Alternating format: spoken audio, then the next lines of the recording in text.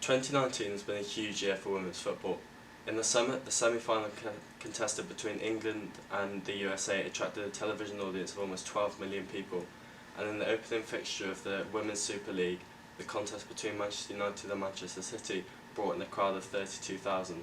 We spoke to the president of the ladies football team, Georgia Coninx, to discuss this growing popularity and the potential barriers that the women's football game faces. A lot of the WSL clubs have done something where they've given out free tickets to their first games and held them in the bigger stadiums, which I think will increase popularity, because I think sometimes people need to watch a game and then go, oh, actually this is quite good, before they carry on watching. Increased attendances at games and more people watching on the TV when there's big international tournaments and things.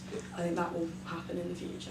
Obviously, like, sexism is a big part. There is still, unfortunately, like, a lot of that in the game, and people will just dismiss the football as entirely just because it's women playing. But I think there's a lot of girls coming through now who previously maybe wouldn't have watched football or played football, who now, because of the increased popularity, are trying it out. We also discussed what we're doing here at Cardiff, specifically the hopes for the upcoming season and what we're doing here to improve participation. We're trying to promote it more. Like today we've got our Give It a Go session. A lot of people come to uni, they've played football their whole life, they know they want to play and they'll trial and things like that, but we're also big on getting people who haven't played before or who just watch getting involved as well.